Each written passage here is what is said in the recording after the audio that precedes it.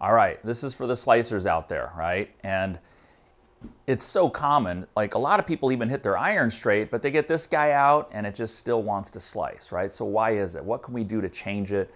Why is it such a prevalent thing? I mean, that's probably my #1 emergency lesson is fix my slice with my driver. Let's go ahead and let's do it today, okay? So, you know, here's the thing that is the big ticket item. The club face is open, right? And I know you go, God, I know that, right? I know that. That's what I've been trying to, you know. So how can we consistently and effectively actually do something that gets the club face closed? When your buddies tell you to try to release it, to turn the toe faster, it works, it doesn't work, what gives, right? So what happens here, you know, I've been using that Hack Motion wrist sensor a lot, and anytime I put a slicer on it, it's what the wrist sensor calls global rotation, okay? So that's just my forearm's ability, right? Not from my shoulder, but from down here, how well I'm doing this.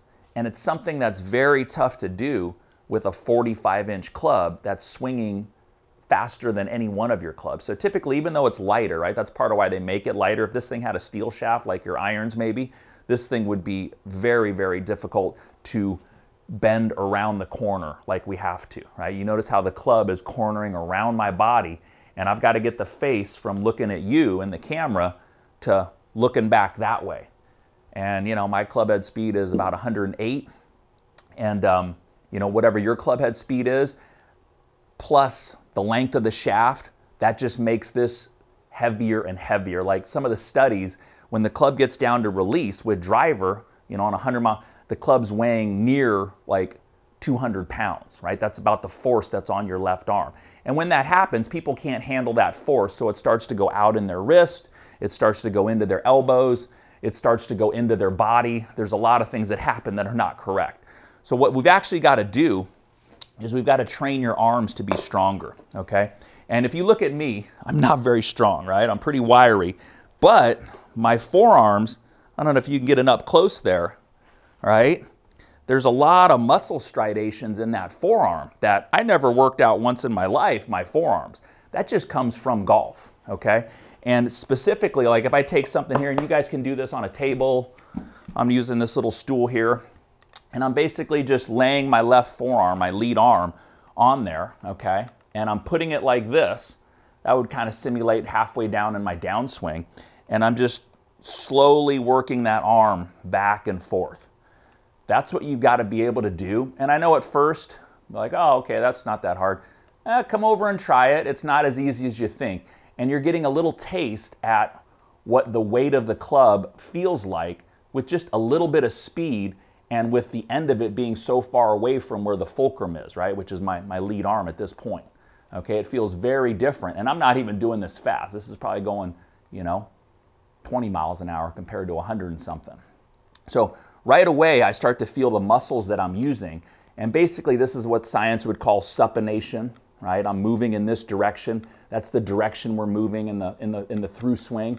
And that's what players, as I put them on those wrist sensors, they're not able to do if they slice. Their supination cuts out for whatever reason because it goes into their wrist, it goes into different points, as opposed to just continuing to supinate fully all the way over to here. Okay, so that would be where my right arm would be, and then that would be where my follow through would be if I came through to there. Now this is not what your buddies are telling you. I know what you're thinking, like, yeah, I know, I gotta release the club. When you go to release the club, you're doing it like this, okay? So you notice when you do this, look at your lead arm. It's actually not doing anything. And you would think here, oh, well, that will not slice. This ball, I guarantee, will still slice, right? I hope you can see that, even though the face is dead shut, because you're actually, at this point, you are changing the club path to go more left, right? So you notice when I was doing this, it's totally different. It's totally different, okay? One and the same because I'm never backing my hands up as I go to do it. That's what a lot of people are doing when they go to try to release the club more. It doesn't work. It might work one or two, and then it's gone the next day, it's gone the next hole, okay? So consistently training this arm, right? So I've gone from down there, now I'm just kind of bringing it over here, and I'm gonna put it with a little bit of body motion. So I'm feeling the same forearm rotation all the way through. All the way through. That's exactly what gets rid of a slice. If I've ever sliced a ball, if I did this on the next swing, it 100% got rid of it. You might even hook a ball, which is not a bad thing. Some of your best players in golf, they fight a hook. It actually gets you to try to use your lower body more. It gets you to shallow the club more.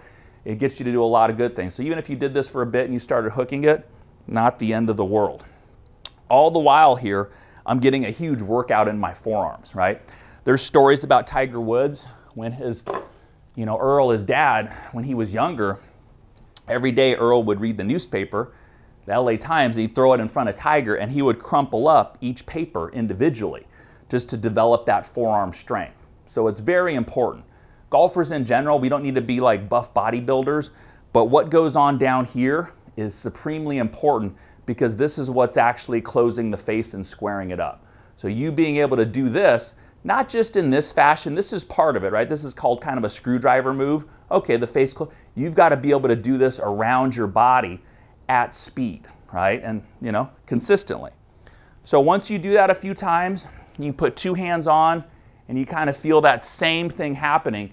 Do not let your trail hand start to disrupt by pushing from behind. You notice as I start to push from behind the shaft, it affects the rotation or what should happen with this lead arm.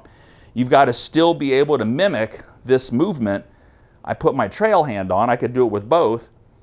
Now as I go to do it in a golf swing, that's the same thing. It's the exact same thing that I was doing down on that stool. Here, here. So that would be the proper release to hit a nice draw, which would be amazing, right? That ball would fly farther, it would roll more. Let's try and finish off with a nice draw.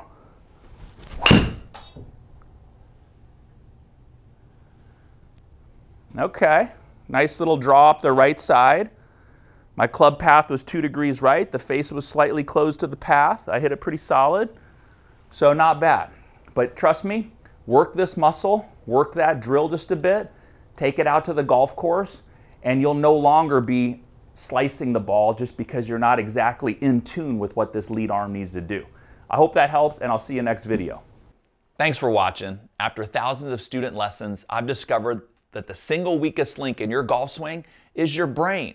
You see, our brains control all our movement, but as it turns out, they aren't naturally wired for the golf swing. And until you fix this, your body will simply refuse to do what the brain is asking. The good news is there's an easy fix. Since I don't have the time in this short video, I've put together a 3-part web class where I walk you through a simple process that will rewire your brain, giving you the control you need for a consistent golf swing. I call it the Consistency Clinic, and you get the entire thing free of charge by clicking the link right here. The training series isn't available anywhere else, so go ahead, click the link right now, and I'll see you on the other side.